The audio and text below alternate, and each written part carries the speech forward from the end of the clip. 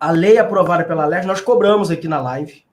Essa cobrança aqui, ela refletiu também em notas no portal Viu e em O Rebate. Se cobrava da LERJ uma lei que estava em pauta, mas foi retirada de pauta, supostamente por pressão dos proprietários de escolas, que era uma imposição a essas instituições de ensino no sentido de reduzir o valor das mensalidades, tendo em vista que as aulas não estão ocorrendo de forma presencial, são aulas que elas são improvisadas em páginas de YouTube, e muitas crianças não estão se adaptando. Eu vou conversar ouvindo o Pedrovic, que é professor da Universidade Estadual do Norte Fluminense.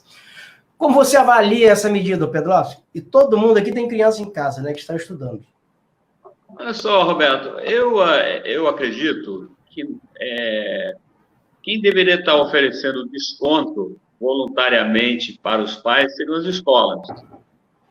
Porque, objetivamente, o que se tem é que os custos envolvidos na operação do processo pedagógico estão menores.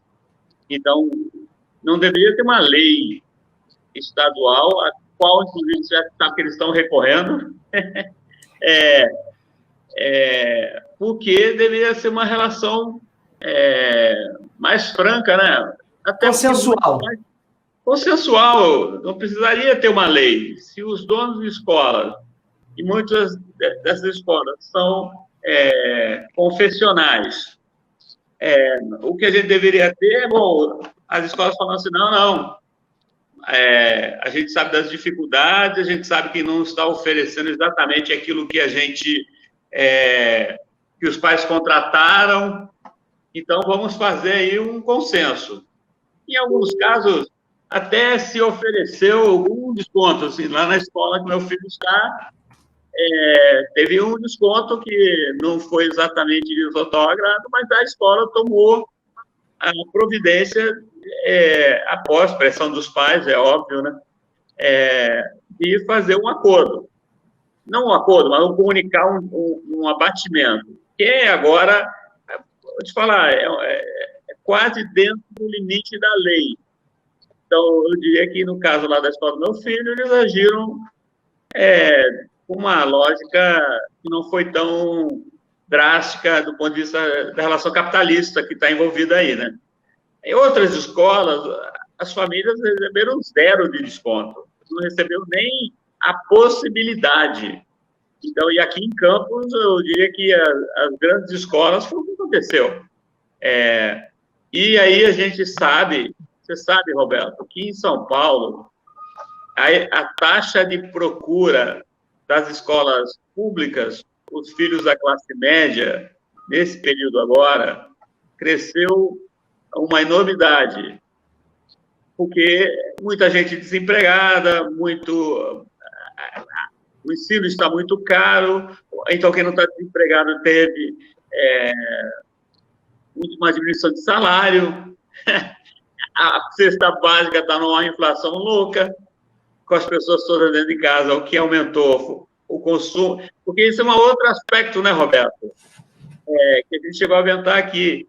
Você tira o custo da escola de operar remotamente e joga para dentro das famílias, que é mais tempo de computador, que é mais tempo que a criança está dentro de casa se alimentando, gastando televisão, gastando energia, gastando água. Ou seja, enquanto a escola ela tem um alívio, inclusive nós sabemos que muitas escolas demitiram seu pessoal técnico, administrativo, que diminuiu objetivamente a necessidade de porteiros, teve muita demissão aí, ou suspensão temporária de contrato, que muita gente fez também. Eu diria o seguinte, Roberto, e eu não estou entrando aqui na característica de ensino que está sendo oferecido, porque é muito difícil, acho que todo mundo tem filho aqui, os 3 têm muitos telespectadores, ou aqui não é telespectador, pessoas que estão nos visualizando,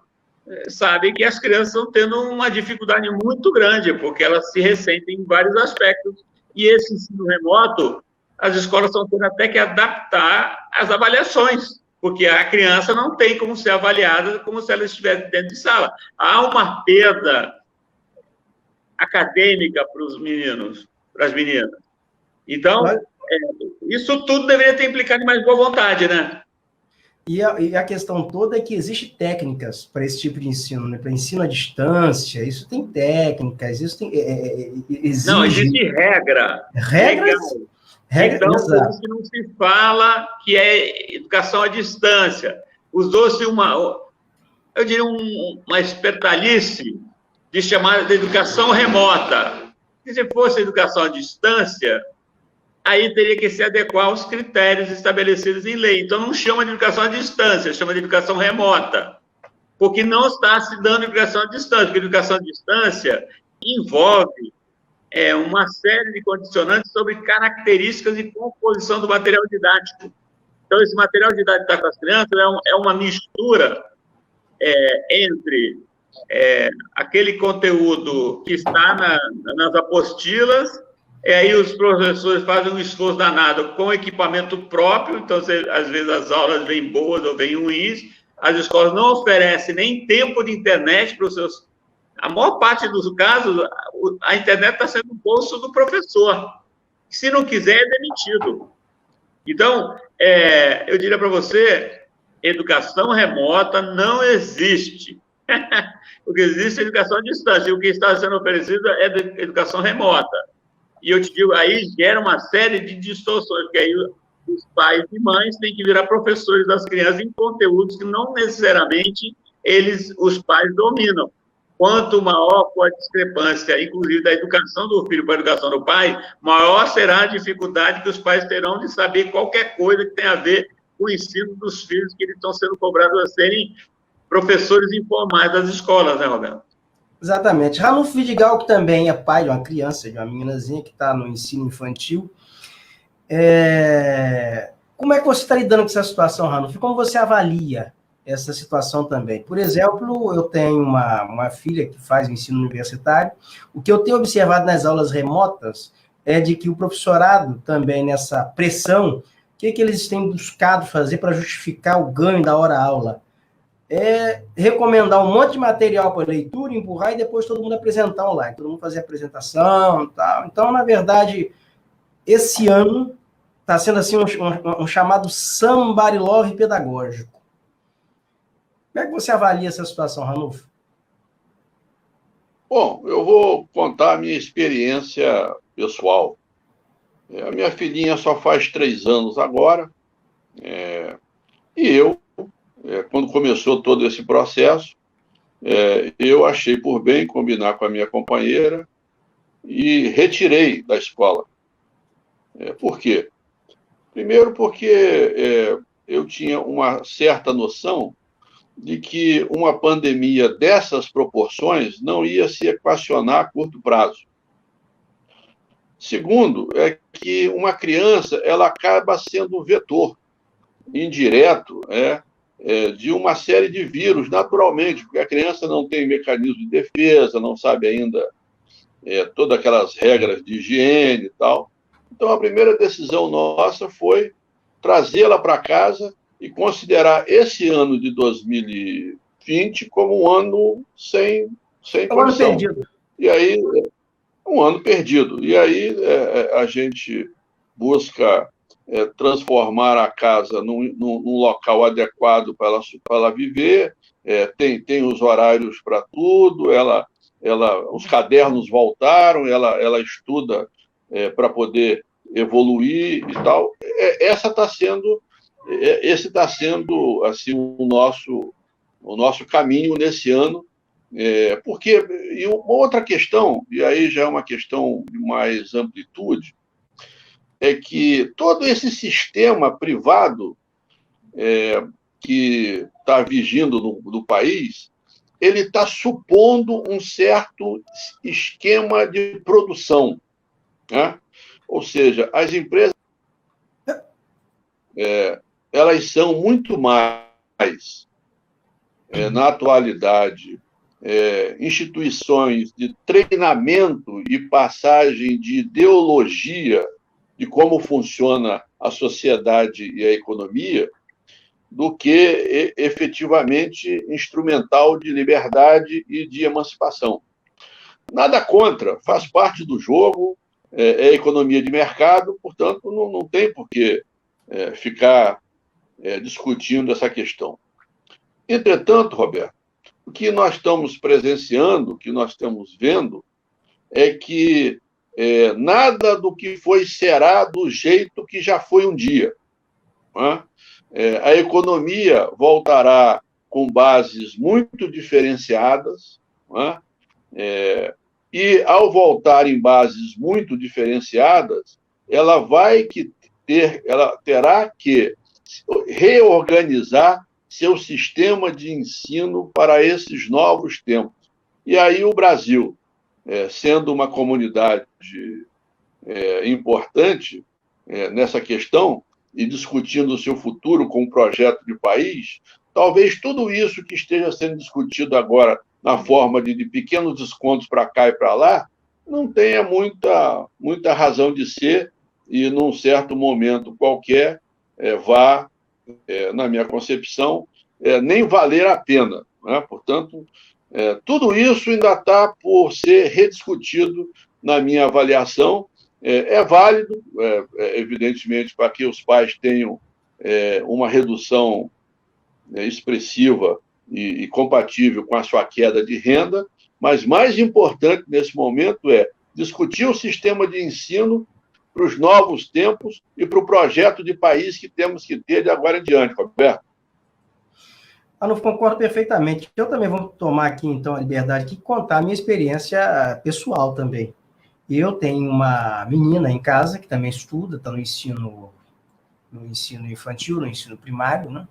Está fazendo as séries iniciais, e eu também tomei a mesma decisão, Ana. Esse ano foi considerado aqui um ano perdido, nós retiramos da escola, está fazendo as lições em casa, estamos adaptando também para esse novo momento, né? Então tem a hora também de brincar, a hora de aprender um pouquinho, e é difícil fazer a criança se adaptar a esse novo momento, mas também estamos tentando, estamos fazendo, tem dado relativamente certo, e até porque é um risco no segundo semestre tentar voltar essa criançada, porque há uma ilusão de que essa pandemia, ao começar a curva a decrescer, se isso acontecer no segundo semestre, que o coronavírus vai embora, que a Covid-19 vai desaparecer e vão voltar tudo ao normal, quando não.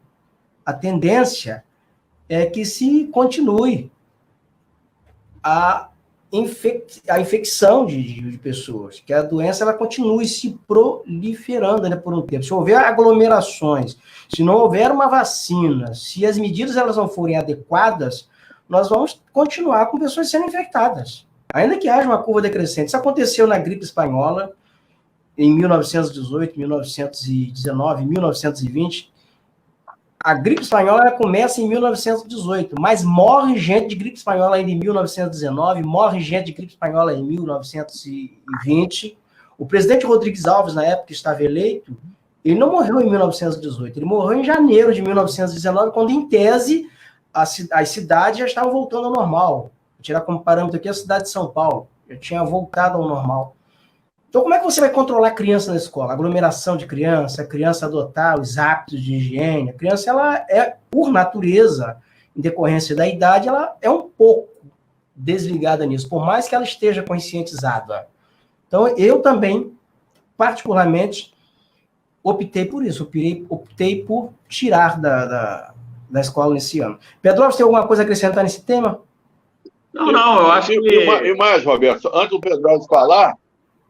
Pedro falar, eu queria só acrescentar uma coisa, meu caro Pedro, que como nós estamos agora num ano eleitoral, né, e nós temos que lutar por uma política pública de extensão de creches e ensino básico público de qualidade nas cidades. Portanto, nós temos feitos, né, programas intensos de creches públicas e educação pública. tá?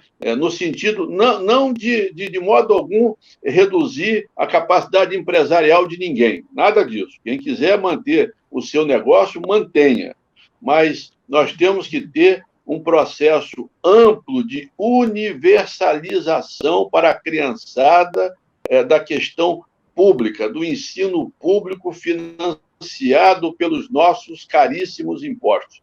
Pedro, desculpe eu ter colocado isso.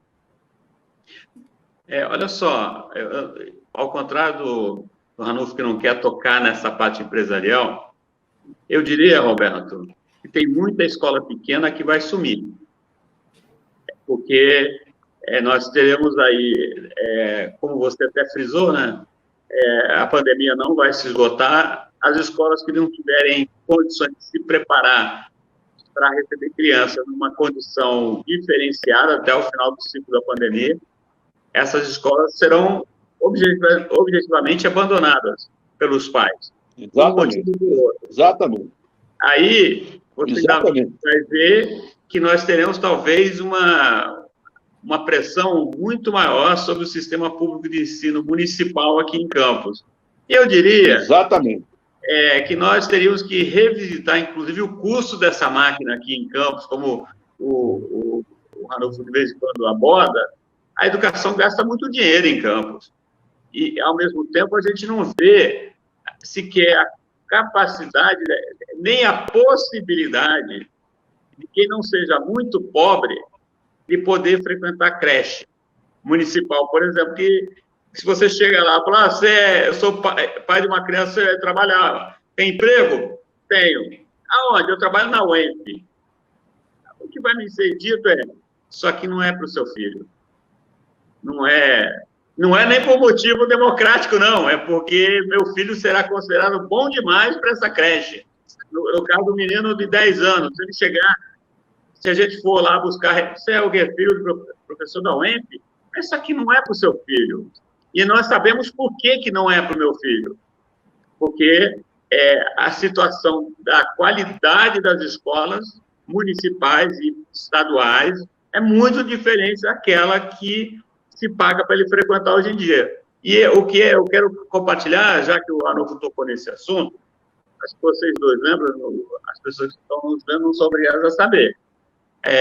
Nós passamos, eu e minha companheira passamos um ano acadêmico em Portugal, onde ela fez o pós-doutorado, e eu fiz um sabático lá na Universidade de Lisboa.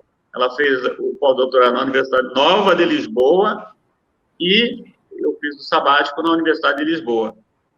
E nós conseguimos uma escola pública para que meu filho frequentasse. Lá ele tinha uma cantina que nós pagávamos assim, uma fortuna, que era... Eu não lembro agora se era 8 euros ou 10 euros por mês, no ano acadêmico. Aí o menino tinha um prato, tinha entradas, ele tinha sobremesa, tinha uma sopa, tinha...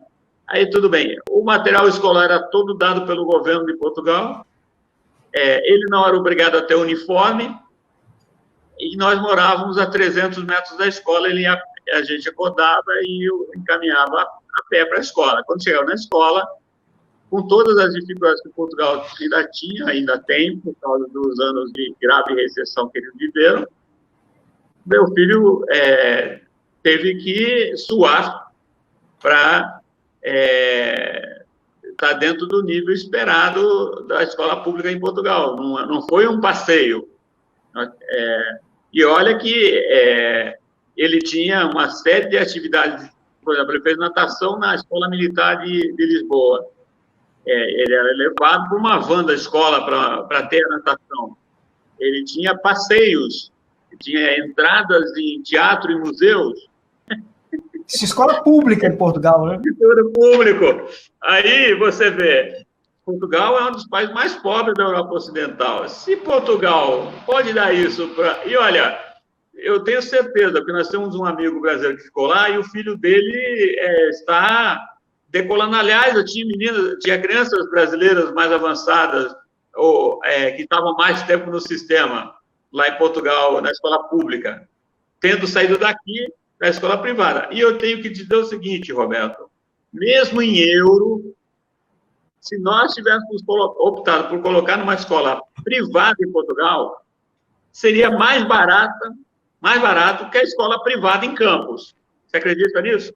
Acredito. Então, foi um ano que se gastou com outras coisas, com viagens, que o menino pôde conhecer muitos castelos, ruínas romanas, porque ele não tinha que pagar o que ele paga aqui em escola. Então, foi um ano de economia na família, não foi de aumento de gasto. Apesar da taxa do euro estar já naquela época 4 por 1, e a gente teve que se apertar em outras coisas. Mas, graças ao fôlego da escola pública portuguesa, não se sofreu tanto quanto se estaria lá só com o salário, que era o nosso caso. Então, eu digo, Ranulfo, nós temos que dizer claramente, nós que fomos filhos da escola pública, antes que o regime militar de 64 estragasse, pauperizasse a rede pública para entregar esse quinhão da educação para a iniciativa privada, nós que tivemos escola pública durante... Tem gente que fala, não, que no regime militar a escola era melhor. É óbvio que era, que os militares não tinham conseguido ainda desestruturar a escola, como então agora o governo Bolsonaro quer fazer com as universidades federais. Por isso a gente tem que defender a escola pública. Por isso que a gente tem que defender que cada criança campista tenha o direito de optar pela escola pública ou pela escola privada, porque tem gente que ainda vai querer a escola privada, porque tem um elemento confessional, quer ser educado de acordo... Não tem problema. Faz parte do jogo. Não tem problema, mas faz parte do jogo, mas o que nós temos que exigir, né, é que nós da classe média tenhamos acesso a esse sistema público. Para quê? Para que, com a forma crítica que nós temos, aumentemos paulatinamente a qualidade. Porque você vai ter gente cobrando, mas com oferta adequada, e aí nós vamos ter uma escola pública que vai valer a pena. Porque, olha, meu doutorado eu fiz em escola pública, meu mestrado, meu pós-graduação, estudei no IFE. Então, digamos assim, as grandes cabeças dessa cidade, desta nossa região, têm passado nos bancos de escola pública. Né? Escola, por quê? Porque ela democratiza.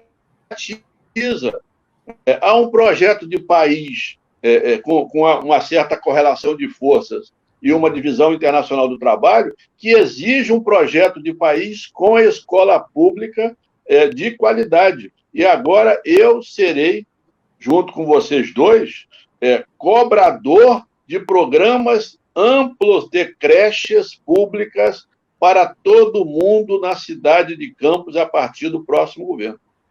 Eu quero só falar, olha só quero encerrar minha fala nesse segmento, lembrando que os filhos da família real sueca são obrigados a frequentar escola pública e que a Finlândia acabou com a educação privada em todos os níveis. É proibido ter escola privada na Finlândia, que o governo da Finlândia decidiu que educação não pode ser mercadoria. E qual é o resultado da Finlândia hoje, educacional? É considerada uma das melhores, se não a melhor educação do mundo. Porque não é mercadoria, é um direito fundamental do cidadão ter acesso à escola pública. Então, nós temos que parar com esse endeusamento da escola privada, ainda que ninguém queira que se encerre a escola privada, que também seria ilógico na correlação que nós temos, mas que nós não podemos ter escolas públicas que sejam, na verdade, cadafalsos do conhecimento. Não pode ser que a criança vá para a escola pública para ter menor chance de desenvolvimento intelectual. Isso é inaceitável. E, lamentavelmente, é o que é a realidade da escola pública no Brasil nesse momento. O aluno que é empurrado para a escola pública... Nós vamos ver o que vai acontecer em São Paulo agora, né? Com essa fuga da classe média para a escola pública. Porque daí, os pais da classe média não se sentirão tão oprimidos e tão sem força política para pressionar os governos de São Paulo para que melhore a qualidade da escola pública, que já é melhor que a do Rio de Janeiro, para começo de conversa. Mas essa agora da educação da classe média. A distorção que nós temos aqui no ensino superior, as escolas públicas, as escolas, instituições de ensino superior públicas, são as que têm o melhor desempenho, são as excelências de ensino no Brasil. Então, o filho do rico, ele tem um bom ensino básico para chegar lá na frente, ocupar as vagas do ensino de qualidade das universidades públicas. Então, nós temos uma distorção tremenda nessa questão do ensino público aqui. Agora, deixa eu colocar aqui, Pedro, a participação do pessoal aqui, está pontuando aqui algumas considerações importantes. Do Décio Jorge Teixeira Campos, que diz: considero o ano de 2020 um ano que foi neutralizado para o estudo pela pandemia. De certa forma, ele tem razão. Temos aqui também o pesquisador, professor da Universidade Estadual do Norte do Estado do Rio, professor Carlos Eduardo Rezende, parabenizando aqui o debate. E nós temos aqui também o Alex Farol. A maioria dos professores da escola pública trabalha também nas escolas privadas. Esse também é um dado, porque do ensino básico até é verdade, né? Porque como não tem a dedicação exclusiva e não ganham um salário que estão à altura da função que desempenham, os professores realmente têm mais uma matrícula, são obrigados também a se virar com o ensino privado. Mas para ganharmos um pouquinho de tempo, vamos entrar aqui já no outro tema, que eu acho importantíssimo, que a gente já está rodando aí na tela, que é o seguinte: o Banco Central, ele obrigou o Banco Itaú a devolver 75,6 milhões aos clientes. O que o Banco Central considerou? Que o Itaú constatou e o Banco Itaú praticamente confessou, porque começou a restituir esse dinheiro. De 2008 a 2018, o Banco Itaú ele fez descontos indevidos, ele cobrou taxas indevidas aos correntistas que pagavam taxas, faziam uma série de operações no banco. Agora, vocês imaginam, levou uma década para o Banco do Brasil descobrir isso. Imagina quanto dinheiro o Banco Itaú não ganhou aplicando esse dinheiro que ganhou dos correntistas. 75,6 milhões. Tem a noção disso, Ranulfo? Quanto dá isso no mercado financeiro aplicado? Roberto, o setor bancário, ele é poderoso no mundo, mesmo até antes da introdução do capitalismo, né?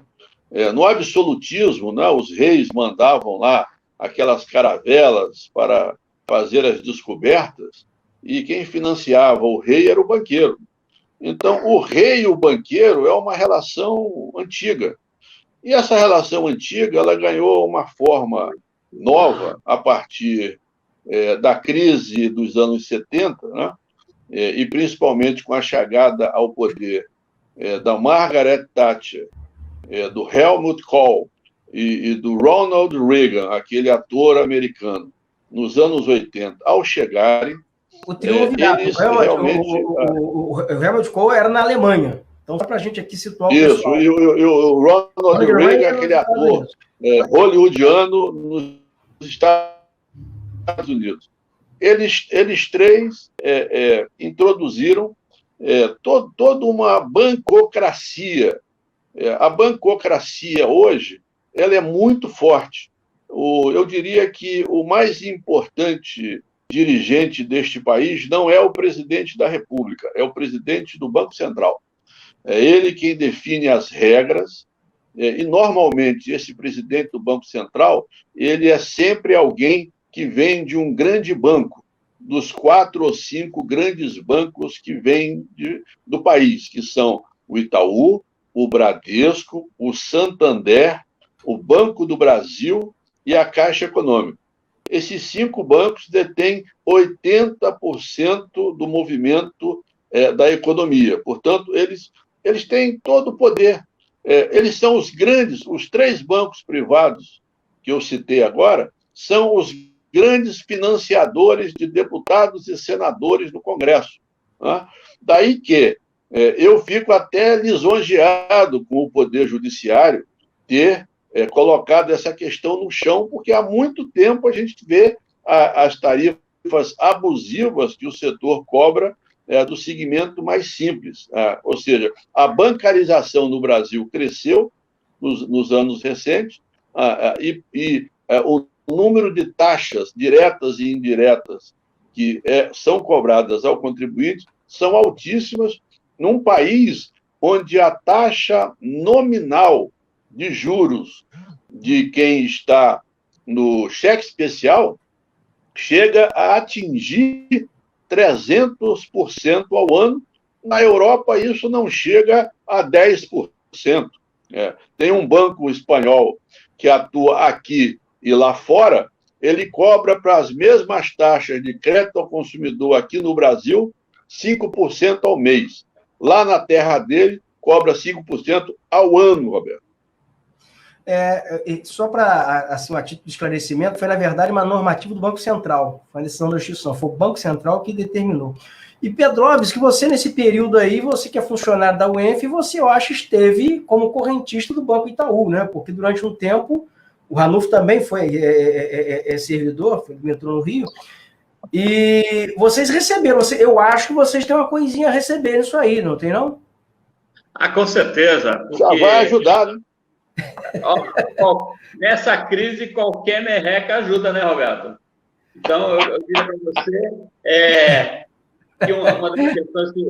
Agora, isso aí e nada em relação ao que é tomado da gente pelos bancos é quase a mesma coisa. É óbvio que a gente vai poder ver quanto foi que nos foi retirado indevidamente, essa é uma boa questão, mas, por exemplo, o Banco do Brasil também tem cobranças curiosíssimas, e como o Bradesco tem, como o sistema financeiro no Brasil é quase uma, como é que eu posso dizer de uma forma cândida? Quase uma quadrilha. É uma capitania hereditária. É uma orgia. Então, eu fico surpreso apenas que tenha sido alguma instituição ter sido punida por algo. Porque nós lá na universidade, você falou, você tentou, a Universidade Estadual do Norte Fluminense, ela teve, nós já fomos Banerj, aí virou Itaú, o Itaú comeu mosca, o Bradesco ganhou a concorrência, e nem o Bradesco esperava, nós tivemos um período de transição doloroso, e aí o Itaú não conseguiu mais pegar a folha da UENF, do Estado, né? Aí eu digo para você, aqui na Prefeitura de Campos nós tivemos situações curiosíssimas de venda da folha, né? Eu acho que atualmente é o que é HSBC? Não, atualmente é o Santander. Na verdade, Santander. A venda da folha ela acontece já há muito tempo. Aconteceu em Macaé, foi o Itaú que comprou, então os bancos compram para ficar com os serviços. Porque, que além de tudo, além de tirar essas taxas aí, fica com o servidor público prisioneiro dos consignados, né? Então, exatamente, é um negoção. Então pegar folha de instituição pública é uma maravilha para os bancos. Que você é aquele que um negócio da China. E aí eu te digo, se olhar direito o sistema bancário brasileiro, não é só o Itaú. Ixi, BMG, farra. Olha, o Alex aqui do Farol, ele pergunta o seguinte, como saber se tem dinheiro? Alex, na matéria do Portal Viu, tá bem explicativo lá, tem uma matéria boa. E está dizendo o seguinte, todo mundo que foi correntista do banco nesse período, que teve conta lá, que pagou taxas, tem um dinheiro a receber. Agora, o banco vai ter que fazer o seguinte, segundo a reportagem, vai ter que ligar, localizar, que, no caso, se você não tiver mais conta lá, vai ter que te localizar e repassar esse dinheiro para outra conta, em outra instituição que você tem. Então, tem uma série de normas que o banco assinou lá e vai ter que se virar para te pagar, se é o seu caso.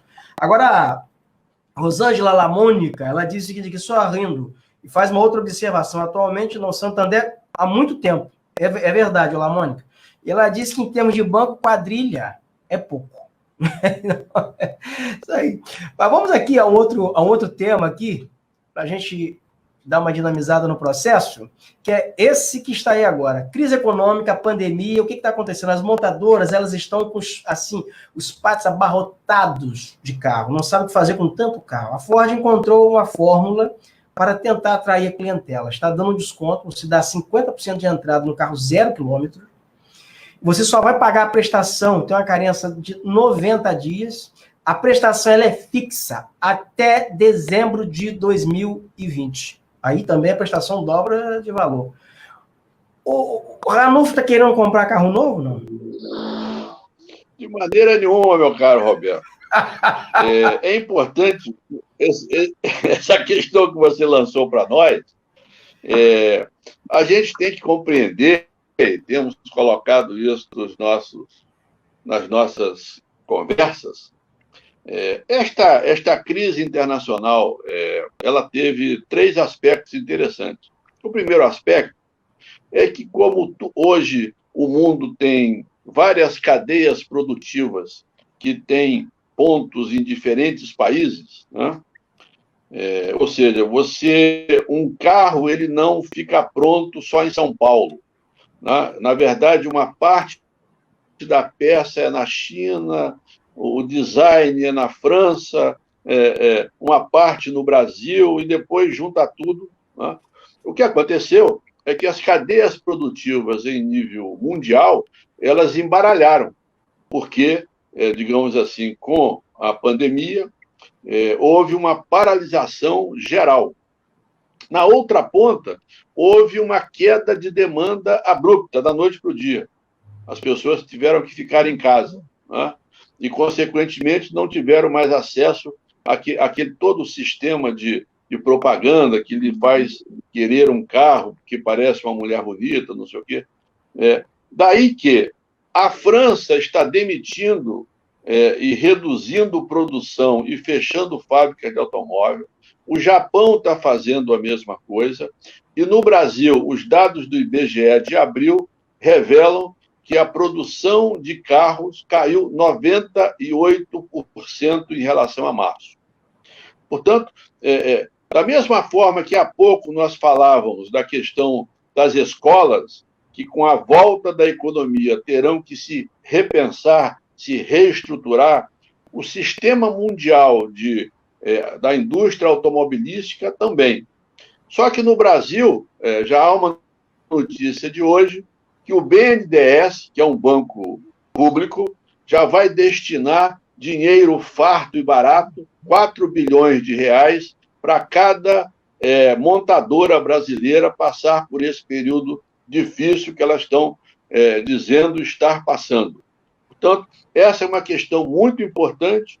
A montadora no Brasil chegou com Juscelino Kubitschek, todo mundo se lembra, quando começou o processo de internacionalização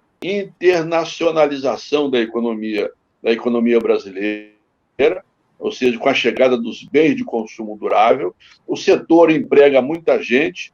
É importante dizer que o carro é um vetor importantíssimo de geração de impostos, né? O valor nominal de um carro sem impostos deve ser metade do valor efetivo final, né?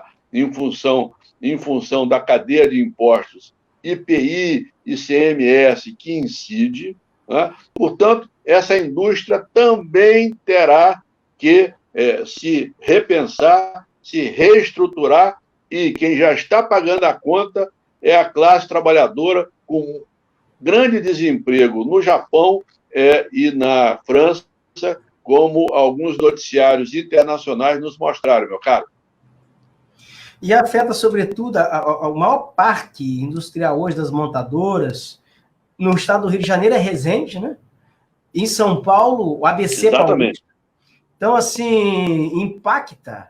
É um impacto enorme, né? É um impacto sobre a economia, porque também é um setor, é uma cadeia produtiva que movimenta vários municípios no ABC Paulista e no sul do estado, hoje, no sul do estado do Rio de Janeiro. Então, é uma situação complicada. Petrópolis, que eu acho que se ausentou um pouco aí, pelo que eu estou vendo. Não, Petrópolis está aí, está de volta. Exatamente. Petrópolis, às vezes, ele desaparece, né? Está de volta aí. Então, eu estava tentando ver, Roberto, enquanto vocês estavam falando, eu estava vendo aqui o preço de um Polo nos Estados Unidos, da Volkswagen. Então, em termos de modelo, lá um Polo é de 20 a 35 mil dólares. 20 mil a 35 mil dólares. E aí você pode comprar seu Polo lá nos Estados Unidos com taxas irrisórias e por um bom tempo. E o preço praticamente é o que está ali na revendedora, não tem, os juros são tão baixos Então, por exemplo, tenta comprar um carro usado, Polo, para ver quanto é que não está aqui hoje no Brasil, né? Porque esse é um mito que se tem, Roberto, o preço do carro no Brasil. Se fala que é o custo Brasil. Na verdade, não há um custo Brasil que explique preço de carro no Brasil. O que explica é a taxa de lucro das montadoras. Então, eu fiquei apavorado. Assim, com o valor, ainda que haja uma promoção da Ford, eu fiquei impressionado com o valor das prestações. Por exemplo, um carro popular, R$ 399 depois de 90 dias de carência. No segundo ano, depois, quando chegar dezembro de 2020, ele dobra o valor para R$ 800. É uma prestação de um apartamento. Valor da prestação de uma casa. Quer dizer, o carro não é um bem em que ele se desvaloriza muito rápido. E se você vai comprar uma casa para morar, é um investimento muito melhor, muito mais considerável, muito mais sensato. Mas no Brasil tem gente que deixa de comprar casa para comprar carro. Parece que vai morar dentro do carro, fica morando de aluguel e vai comprar carro. Mas o ponto que eu quero fazer é que, na verdade, e é interessante essa crise agora, que a gente vê gente que está tendo que devolver carrão, que não deveria ter comprado para começo de conversa, porque o carro aqui tem um status que não deveria ter. E só tem, mais uma vez, voltando à discussão do público, que o sistema público de transporte é pífio. Se a gente tivesse um bom sistema de transporte público, essa adoração toda do carro não existiria. E se a sociedade brasileira não fosse tão desigual, porque o carro aqui é um status daqueles que podem optar entre ter um apartamento, mais um apartamento e um carro. Enquanto a maioria das pessoas, e esse fim antecipado do isolamento social que está fazendo em São Paulo, a estimativa do governo de São Paulo é que eles vão colocar 1 milhão de pessoas no sistema de transporte público imediatamente. Com o pico da Covid acontecendo, não tendo chegado, eles vão botar 1 milhão de pessoas para frequentar o sistema público de transporte. Por quê? Porque não existe uma série de interconexões. Eu quero, novamente, Roberto, eu quero narrar a minha experiência em Portugal, que é um país que não tem, apesar de nós termos sido colônias deles, o Portugal é um país pobre em relação ao Brasil. Portugal, hoje, você compra um cartão passe, e agora não sei quanto é o preço, que eles aumentaram um pouquinho para poder ampliar o alcance de que você pode fazer. Ok? Mas era alguma coisa em torno de 30 euros por mês. 30 euros por mês. Então, o cara lá ganha 800 euros e gastaria 30 euros por mês para quê? Metrô, ônibus, trem e barca. Tudo integrado. Está entendendo? Então, o que eu acho interessante é que... e aí, até tem carro em Lisboa, bastante carro, mas os trabalhadores frequentam o metrô, que pode não ser um metrô de alto luxo, mas os ônibus são muito melhores que aqui, eu posso te garantir, os trens são bastante decentes e as barcas são bastante decentes. Então, você vê, o cara gasta 30 euros por mês e ele tem um sistema integrado de transporte público. Então, e aí o carro continua tendo seu lugar, mas tem cada vez menos. Até porque as pessoas preferem andar de metrô, de ônibus ou de trem. Então, eu diria para você, um dos problemas do Brasil é que o sistema de transporte público é extremamente caro, até porque foi completamente privatizado, e é ruim. Então, e aí ainda temos essa coisa, que é muito interessante ter acontecido durante a pandemia, as patroas querem que suas empregadas venham trabalhar para poderem receber, mas não querem que peguem transporte público, mas também não oferece transporte. É o que muita empregada, inclusive aqui em Campos, está passando. Como é que chega?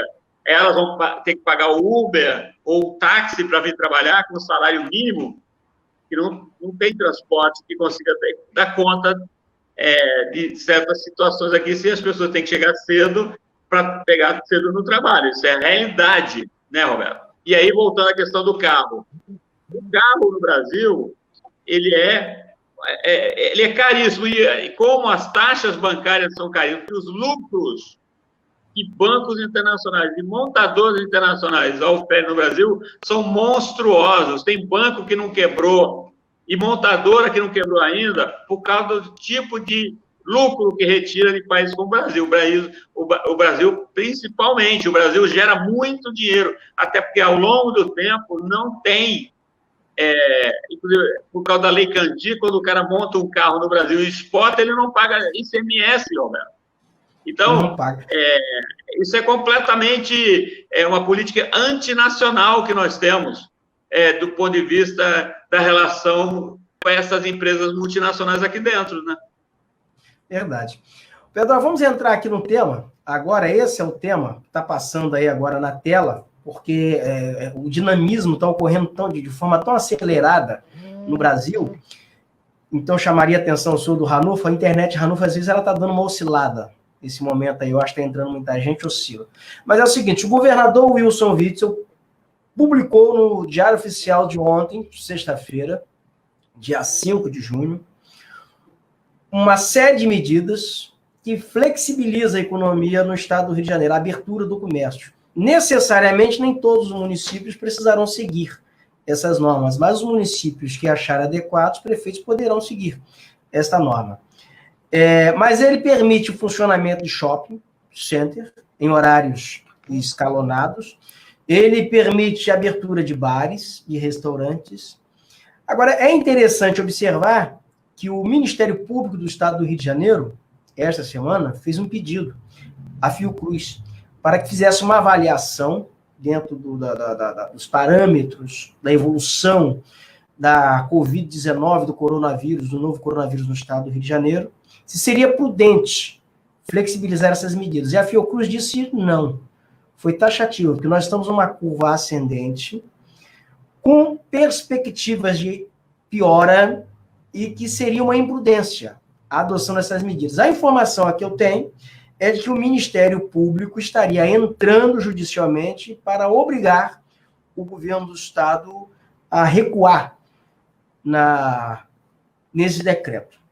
A pergunta que eu faço, começo com o Ranulfo Vidigal, é a seguinte: você não acha que o enfraquecimento político do governador Wilson Witzel no estado do Rio de Janeiro, em função das denúncias de corrupção, ameaças de impeachment no estado, operação policial, isso está deixando o governo suscetível às pressões do comércio, de setores da sociedade, no sentido de promover uma abertura inadequada nesse tempo de pandemia?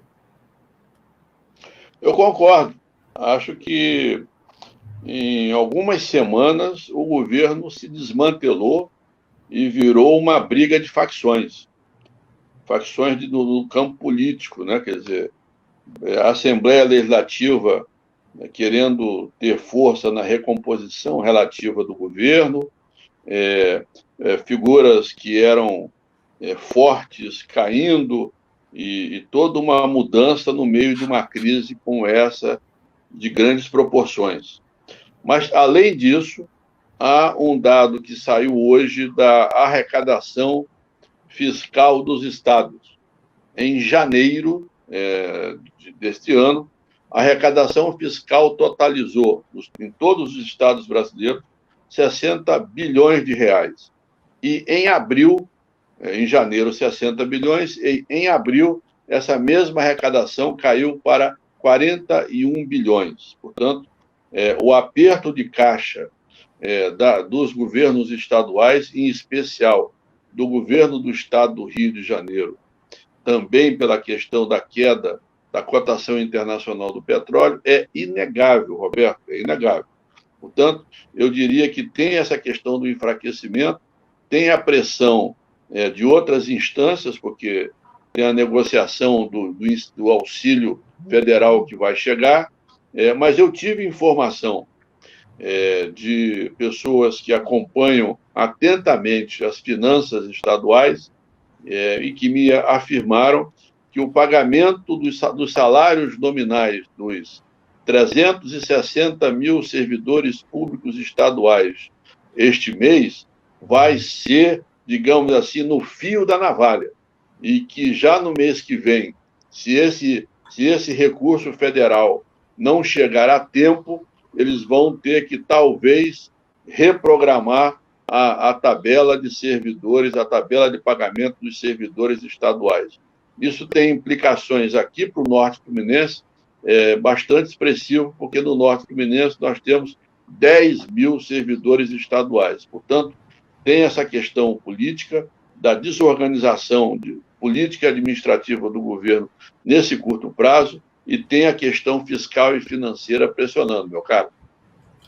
Professor Marcos Pedlovski, o senhor também que está acompanhando essa situação e tem adotado medidas até rígidas no que se refere à sua proteção pessoal, de toda a família, o senhor não acha que essa medida ela foi precipitada, em que esse componente de priorizar a questão econômica em detrimento da proteção humana, isso vai levar o Estado do Rio de Janeiro a uma aceleração de casos de Covid-19 e até na contabilização de óbitos, tendo em vista que o Estado do Rio de Janeiro é o segundo estado hoje em número de infectados e em número de pessoas mortas em decorrência da Covid. E gostaria também que o senhor avaliasse nesse componente uma outra situação que ocorreu neste sábado, que é a decisão do governo federal mudar as normas, mudar o mecanismo de divulgação de dados de pessoas infectadas com Covid-19 no Brasil.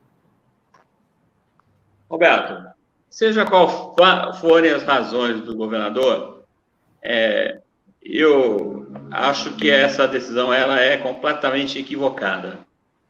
Ela colocará em risco ainda mais os cidadãos que vivem nesse estado. É um caso muito curioso.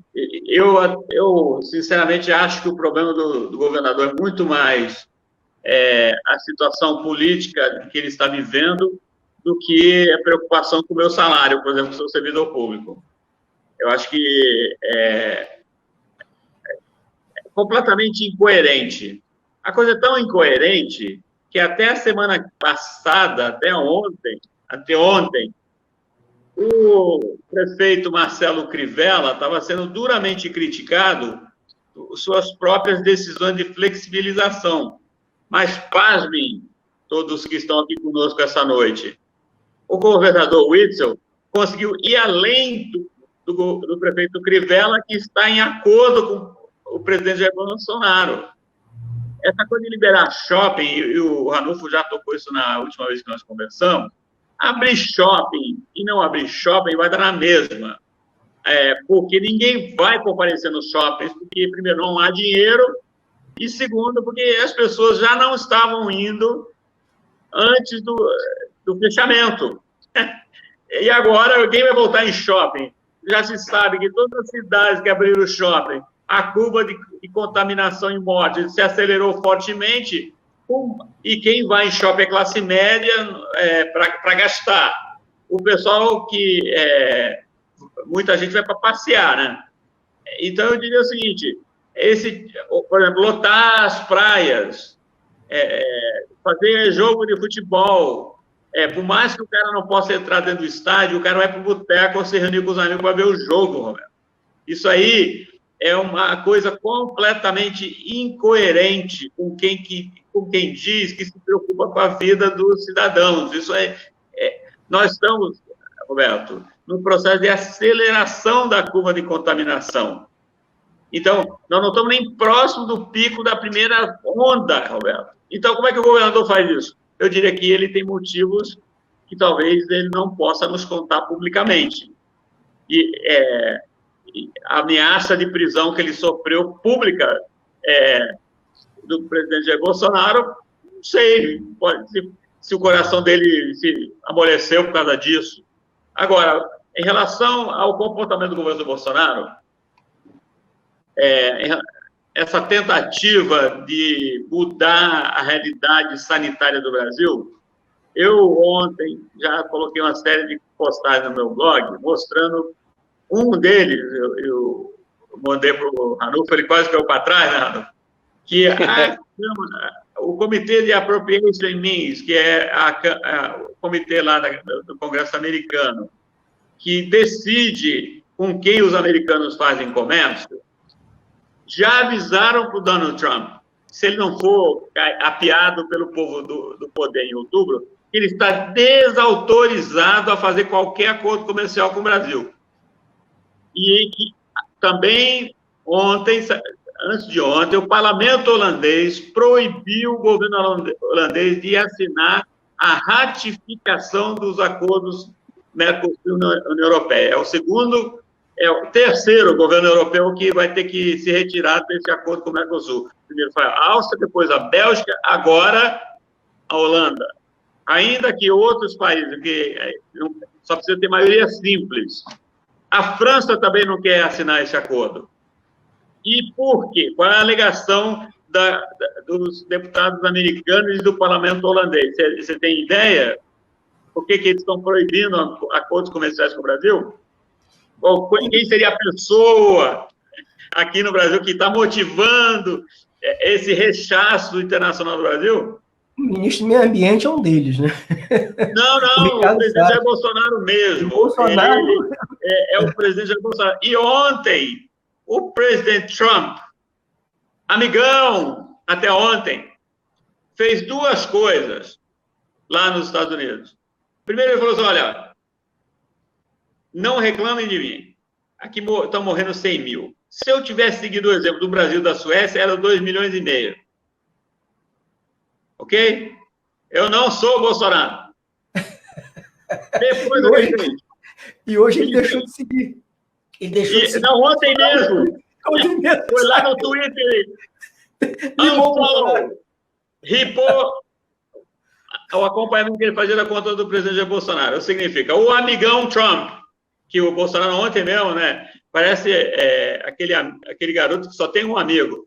Não, ele é meu amigão, eu adoro ele. O nosso presidente falou isso depois de ouvir todas essas do Trump. Aí, ontem, tentaram atrasar a liberação dos dados, aí tomaram uma famosa bola nas costas da Rede Globo, que, em vez de dar a notícia no Jornal Nacional, entrou em plantão emergencial, dando uma sacaneada no nosso querido presidente Bolsonaro. Hoje, não contente em atrasar, tiraram o site da Covid Brasil do ar e voltaram agora sem 99% das informações que estavam lá. Agora só tem caso de infecção diária, 24 horas.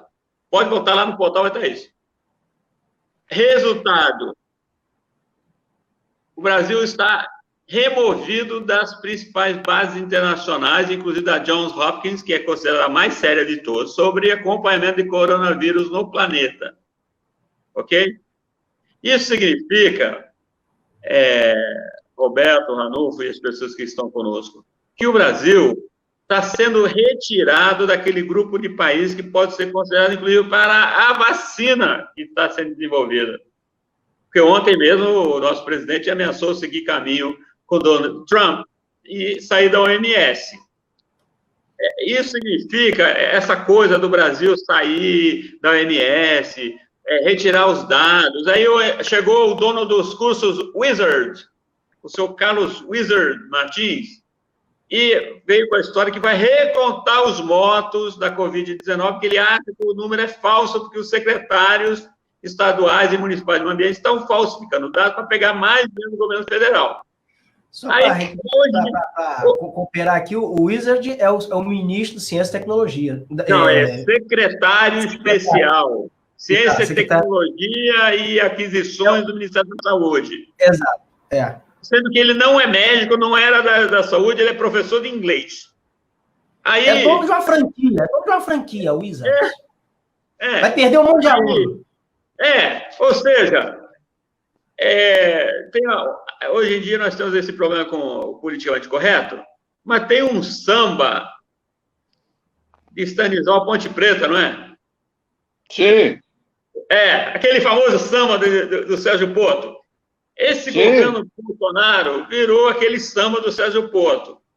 E tem um detalhe, só que o governo Bolsonaro, a incompetência é até Você fala, não, que agora a ditadura está escondendo os dados, não saber. Não, não, não.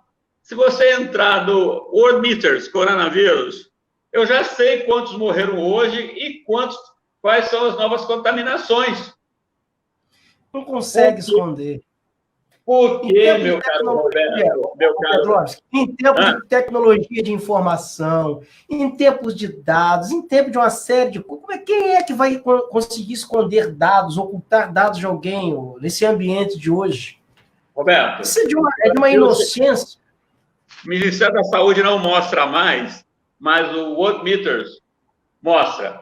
Total de contaminados no Brasil chegou a 659.114 pessoas. 13 mil pessoas desde ontem. E nós tivemos, até agora o dia não acabou para contar, né? Mais 409 mortos e nós chegamos a 35.459 mortos, o que dá 167 mortes por 1 milhão de pessoas, o que é 6 vezes mais do que está acontecendo na Rússia, por exemplo, que é o terceiro colocado agora. E o Brasil, Roberto, está com 200 mil casos oficiais a mais de infecção do que a Rússia. E 30 mil mortos a mais que a Rússia. E aí eu te digo, o Carlos Wizard vai ter um problema. Se ele refizer a contagem, como ele está ameaçando fazer, ele vai descobrir mais gente morta e contaminada no Brasil. Porque tem muita subnotificação e muito desencontro da base de alimentação do Ministério da Saúde. Então, isso tudo é um papel vergonhoso. Eu te digo, só para passar para o Ranulfo, um dos problemas que nós temos, tanto com o governo Witzel, vou te falar outra coisa.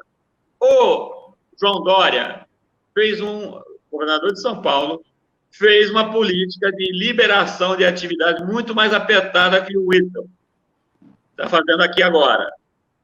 Aí você vai lá no site UOL e vai ver que muitas cidades do interior de São Paulo estão voltando para o lockdown por causa do aumento da curva de contaminação, Roberto. Então, o Dória... Deixa eu lhe pedir, você repete o número que você acabou de ler aí, por favor, dos casos de Covid no Brasil, só para fazer uma comparação aqui. 659.114. 659? 114. Porque aqui o Google também está dando, tá? Mas só que está em 651 mil. Porque a base que eu tenho pega das secretarias estaduais, Roberto. Essa base internacional aqui vai direto. Isso é uma outra, vamos chamar assim, de bobice do governo Bolsonaro. O jornal Globo, a Organização Globo, tem um mecanismo que ela vai direto nas secretarias estaduais. Então, essa base pega da base da Globo e já alimenta automaticamente. Então, mas o que está se fazendo? Estão achando que primeiro era uma gripezinha, depois, se você fosse atleta, você não morria, e depois isso aí ia passar rápido, aí nós viemos num crescente. Agora, nós batemos na necessidade de falsificar os números de infectados e mortos, porque o negócio ficou muito ruim.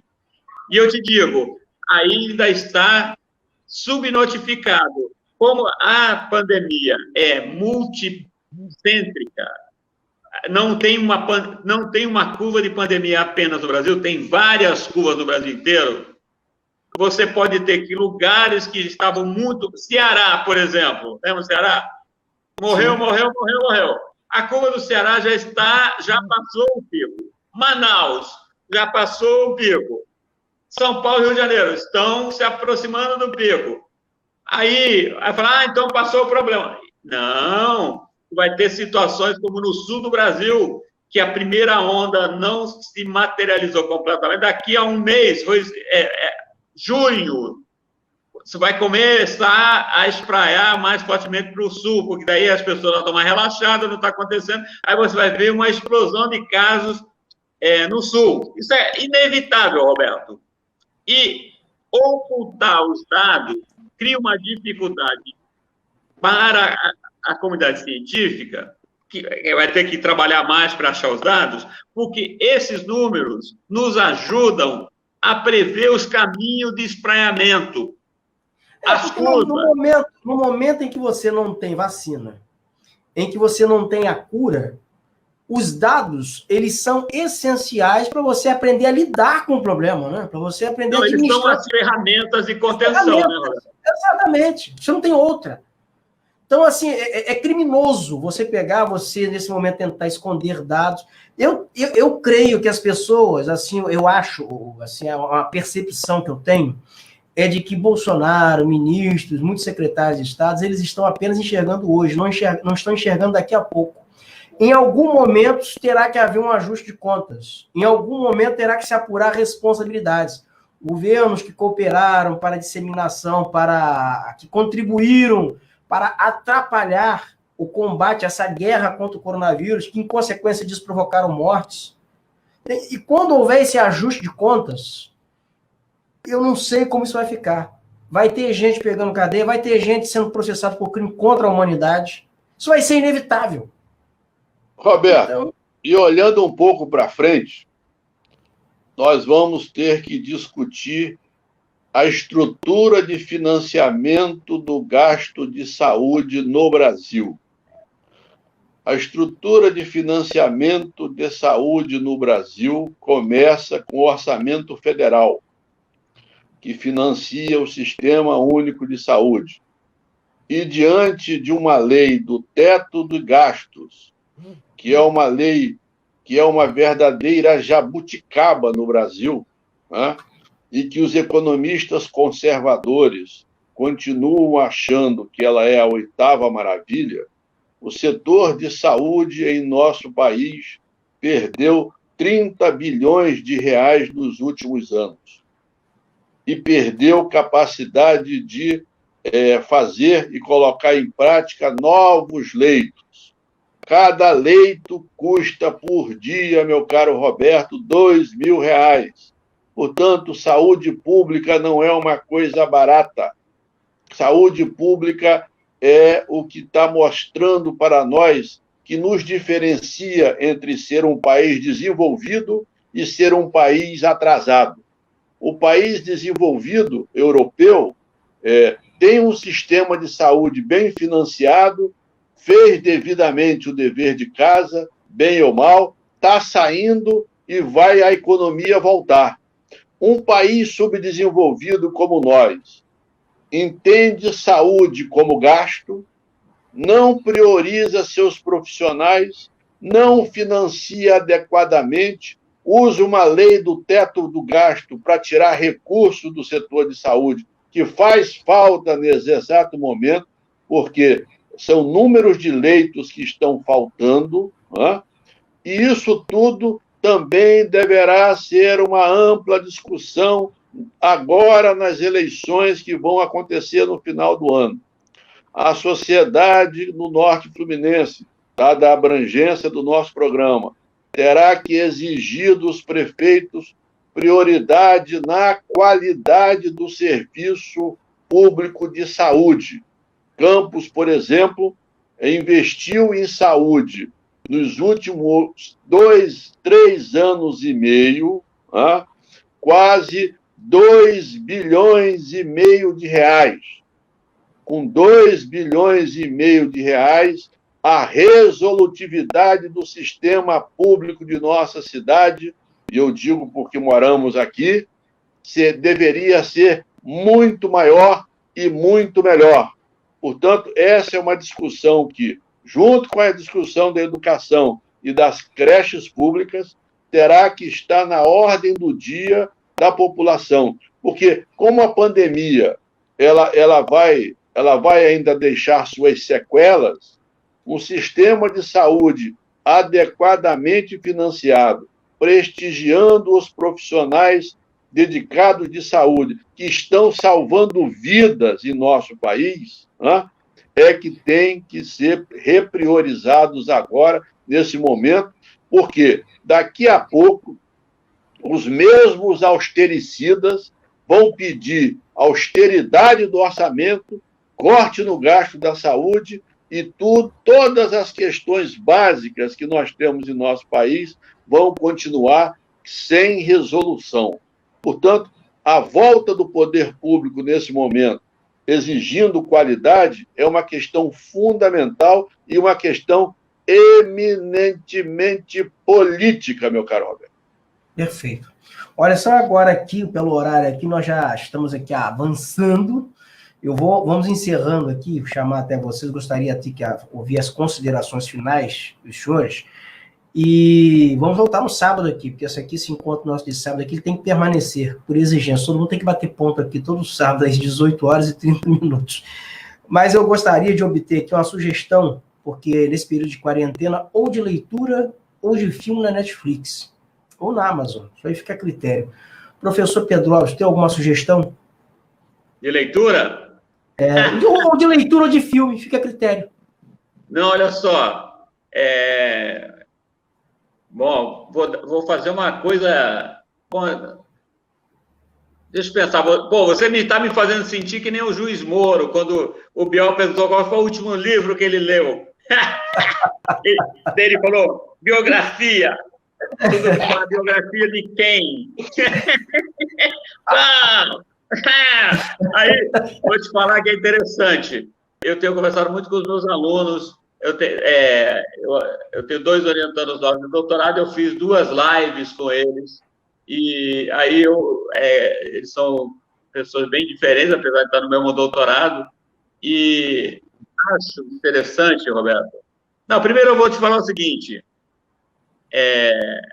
Para quem nunca ouviu falar, o George Orwell, que escreveu 1984, e escreveu um outro livro chamado A Revolução dos Bichos, os dois.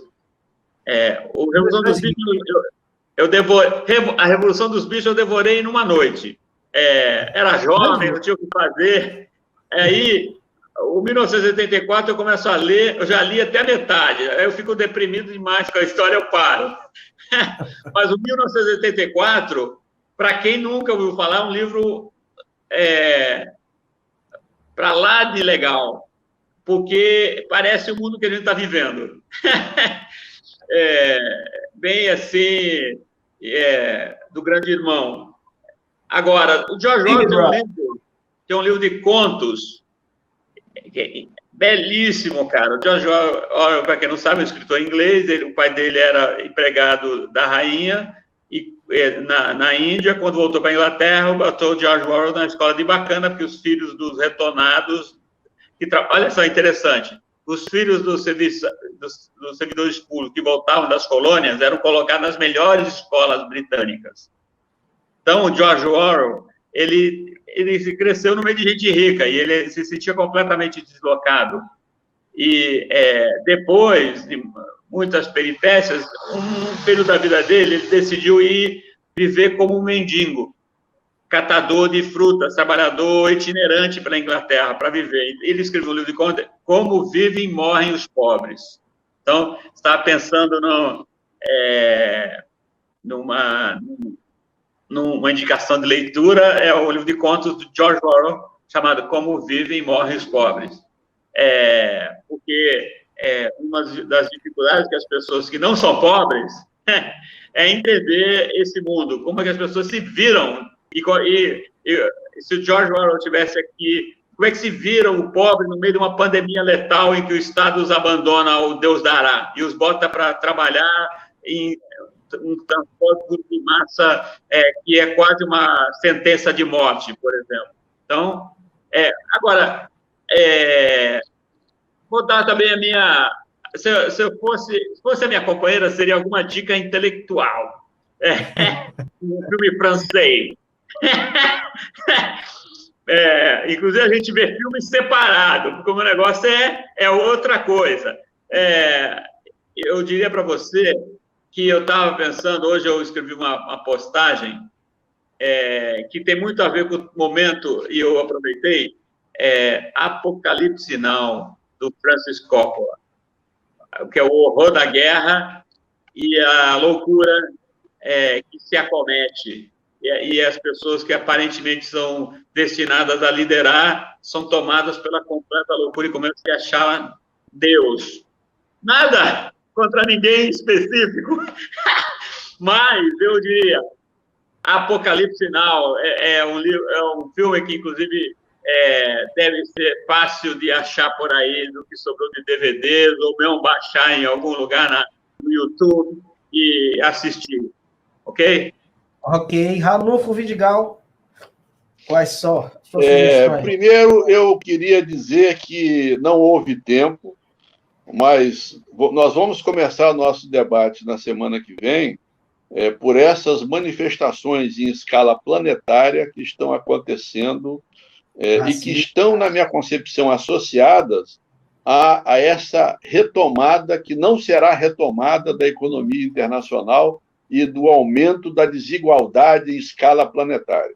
Vamos voltar por aí, porque hoje não deu tempo, mas o programa foi de muita qualidade. Quero parabenizar você, Roberto.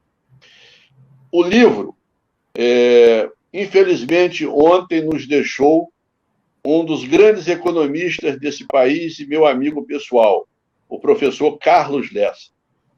O professor Carlos Lessa escreveu o livro O Rio de Todos os Brasis, que é um hino à esperança por um Rio melhor. Então, a minha dica de livro é o professor Carlos Lessa, saudoso professor Carlos Lessa, O Rio de Todos os Brasis.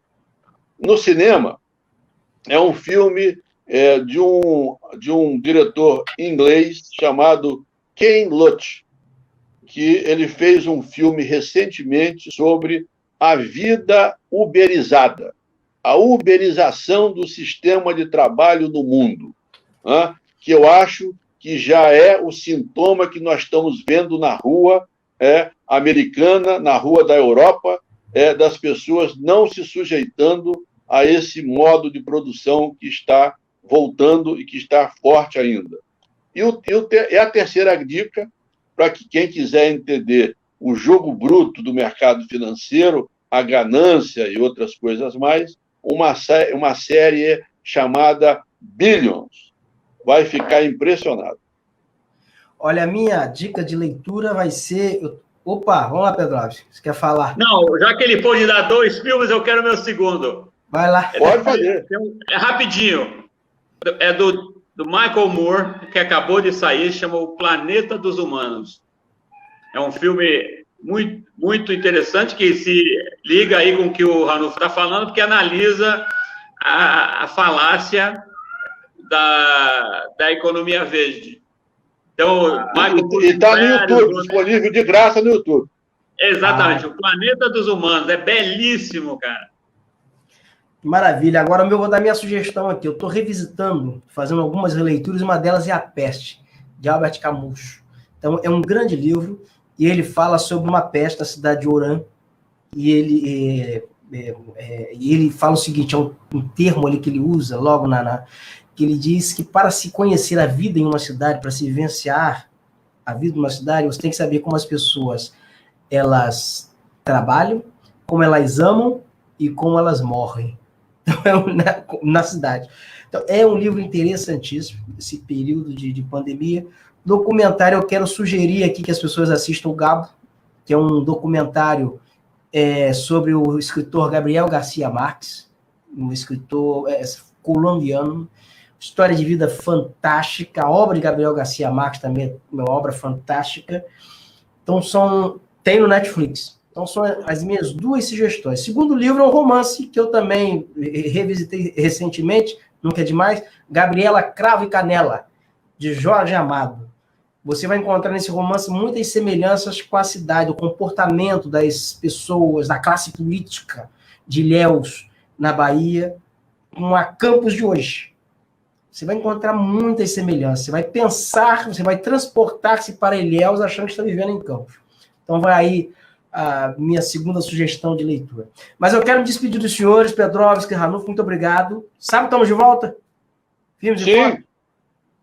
Se então, tudo permitir, estaremos aí. E olha, sábado que vem eu quero estar preparado. Novamente eu terei. Eu não quero mandar. Aqui eu dei uma de Sérgio Moro hoje. Semana que vem eu vou ver.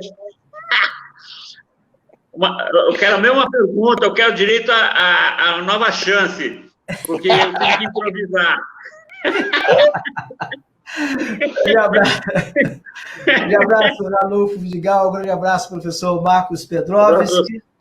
E até então aí a próxima jornada, no próximo sábado. Muito obrigado a vocês aí que permaneceram conosco nessa live aqui. Obrigado a vocês que permanecerão assistindo essa live no decorrer, que vai ficar disponível na plataforma e também será disponibilizado no canal Viu no YouTube. Até a próxima!